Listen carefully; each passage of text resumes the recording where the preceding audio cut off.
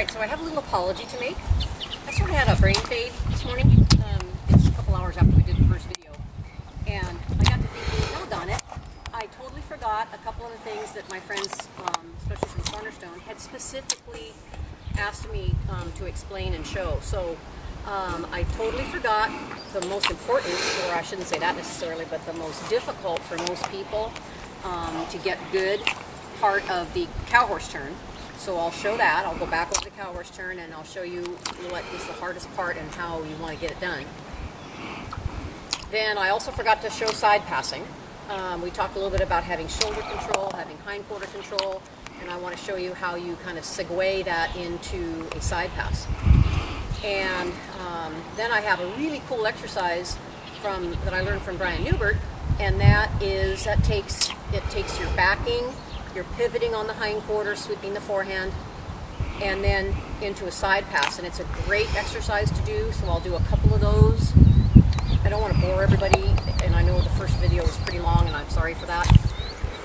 But I'll do a couple in case you want to practice them and kind of work at them a little bit. And then I forgot leg yielding. Whoa! So I'll do a little bit of how I should teach that. This horse has only been doing that since yesterday. So technically, I guess today's her 11th ride, right now, because this is the second time I've ridden her today. But, you know, hey, it doesn't matter. The numbers aren't what's important. It's making sure that you always quit every exercise on a good note, and that your horses stay soft, happy, that you're not forcing them and cranking on them, and that you always try to have as much feel, consideration, compassion for your horse as you can, but still be the educator. It's sort of like being a parent, and from the way things look right now in today's world, not a lot of people are good at that. So hopefully we can at least speak with horse trainers. Alrighty, so the cow horse turn. So if you remember, the cow horse turn is a misnomer, but what it involves is essentially a one rein stop, and then that's the first half, and then the second half is a pivot on the hind quarter. So there are lots of ways to phrase that. You know, the first half is a pivot on the forehand, where you're disengaging the hind quarters. The second half is then a pivot to rock the weight back, pivot on the hind quarter, and sweep the forehand. Now, this little filly tends to step behind instead of in front, so that's something I'll be working on. But the point is that you want them to be bent in the direction of travel, and you want them to be soft, not fighting and arguing, and if that happens to her, either during this exercise or the leg yield, where it's actually even more important, more apt to happen because she's only been doing those since yesterday, then I'll try to explain. I'll do it as close to the camera as I can so hopefully you can hear me. I'm not high-tech enough to have one of those mics and all that, but hopefully we'll all figure it out. Alrighty, then after the cow horse turn, then we'll move on. So first I'll just review a cow horse turn, and then we'll talk about what tends to be the most difficult part of it for most people. Alrighty.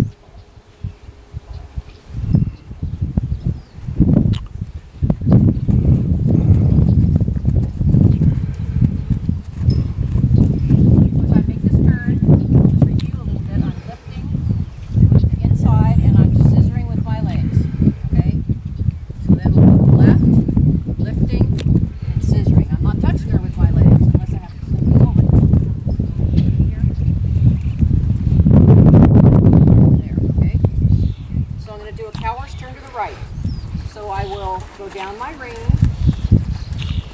and you know, while I'm on that subject, I'm sorry, I'm going to stop for a second, because here's something that I see a lot of people do, and it doesn't matter how many brilliant trainers there are out there, for some reason people tend to forget. So I'm just going to reiterate, even though I'm sure you've heard it. When you go down your rein and you bring the hand around, this is where it belongs. Now there are times where you might want to lift up to elevate the shoulders. This mare needs a little bit of that. And sometimes you might have to even bump across. But you know what? So many people will bring the head around and then they're like this. Okay, that is so wrong. Don't do that. Because now you have nowhere to go. If your horse still isn't disengaging and you're having a problem, number one, you need to work on working at the hips with your leg. But number two, you're kind of powerless at that point. So you want to make sure that your hand comes somewhere into the, I'm at my hip bone right here. Some people go to the seam, and that's fine. I guess it's whatever works best for you, but if you go past your body, you're really kind of making a big mistake. So don't do that. All right, so we're going to go back to the first part of the cow horse turn once again.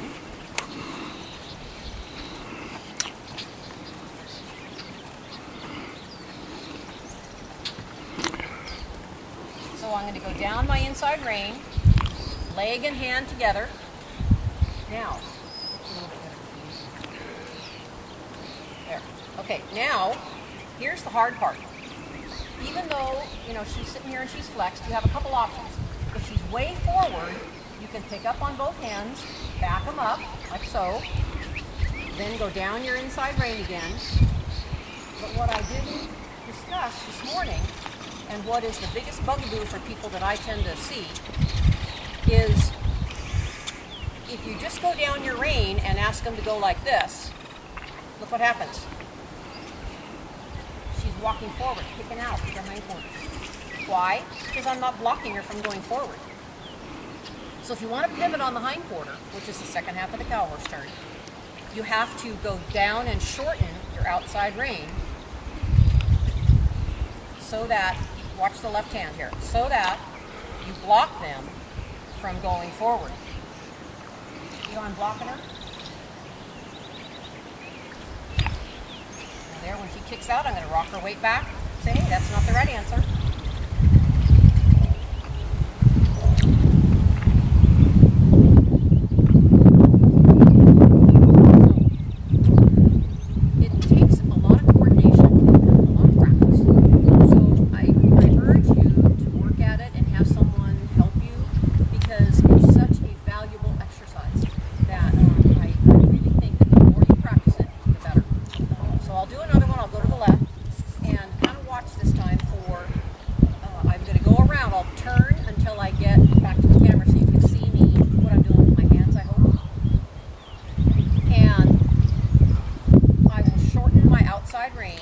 In this case is going to be my right rein, and then continue my turn to the same direction. A left disengagement, shorten my outside rein, open up with my inside rein, and create energy out here to help her across. Again, remember that the most important, or I should say most important, the most difficult part of that is remembering to go down the outside rein and not to crank on them. This isn't about forcing. This is about opening this door, creating energy, and having her say, gee, what happens if I do this and go sideways? Then you release. So, let's get to it.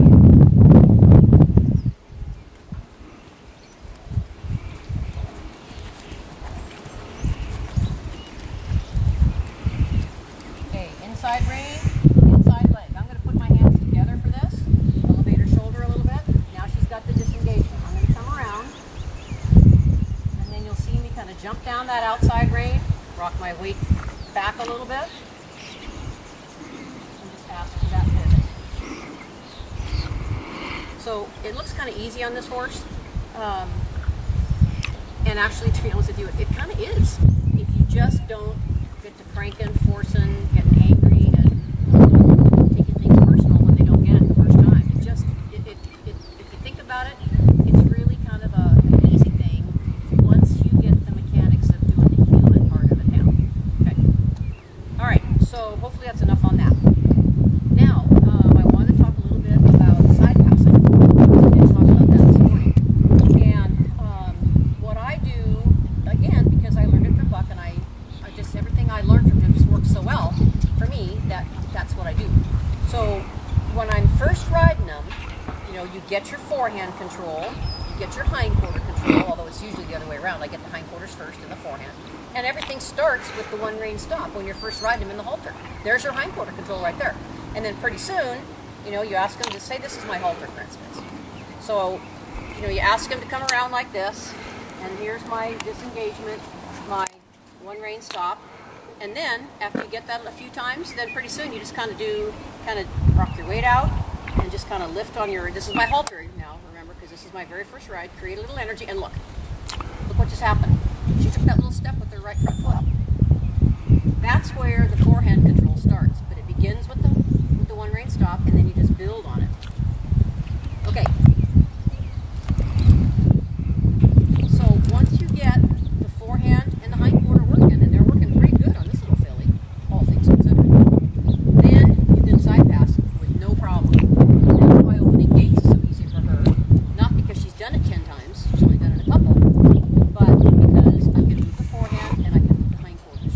That's all you really need. That plus, you know, every time she does something right, I'm going to give her a little break.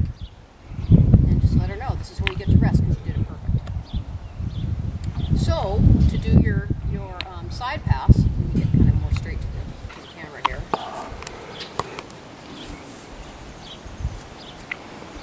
To do your side pass, usually I like to start with the hind quarter, and I will just ask, but I don't know that it really matters. I'll just kind of pick up on my reins so that I can block her if I have to, and I'll get a soft feel, okay, get a little flexion, nice softness. I'll ask for the hind quarter, okay, and then I'll release. Then I'll ask for the forehand.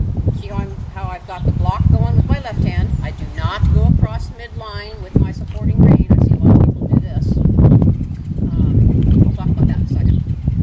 Then I'll pick up again, ask for the hind quarter, release, pick up, ask for the forehand. Oh, look at this. Oh, look at that, a side pass. What do you know? I didn't even ask for that. But I found every single colt I've ever started, it's always the same. If you ask them for the hind quarter, ask them for the forehand, ask them for the hind quarter, ask them for the forehand. No, on the first 2 times or 3 times, I might be releasing every time she steps the direction I want, okay? But you just, and then pretty quick, you just kind of put them together, and the horse goes, hey, how about if I just skip that whole thing? And we'll just do it all together. So that really is a great thing for these horses. The other way here. Okay, get your soft feel. Back up a little way from the camera because I tend to get kind of up close and personal.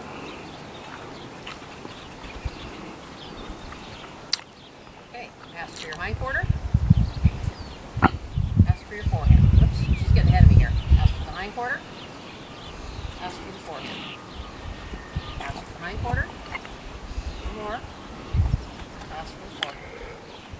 And then pretty quick, she just says, you know what? Let's just go sideways.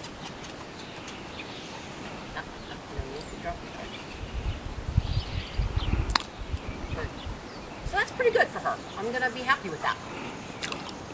Now, the third of really 4 things that I kind of wanted to make sure I kind of tossed out there is this great exercise that I learned at a Brian Newman clinic. It's really cool. It's a lot of fun. Once you get the things going for you that we've talked about so far, then this great fun exercise, I don't do a lot of it because, you know, it's, number one, it's really boring. And if you have Morgan horses, then you probably already know that if you do too much of any one thing in a row, they get kind of bored. And so I mix stuff up that I do all the time. But I might do 3 or 4 of these, and then I'll go over and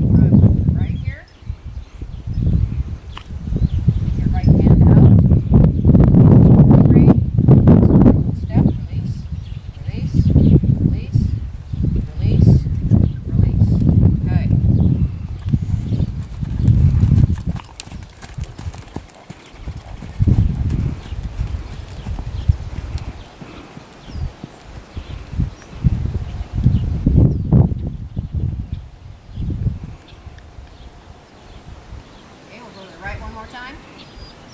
Get your hand straight. Take your right hand out, which I just put my palm down. Apply leg. There. A little more. This is kind of a lot for somebody that's just been doing it for a day or so, but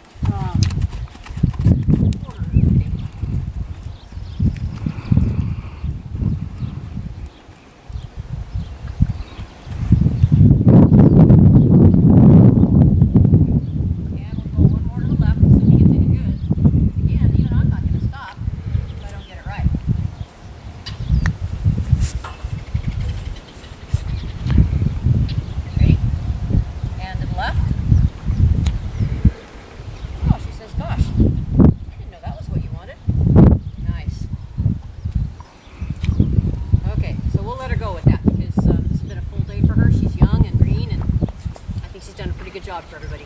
Thank you very much for watching.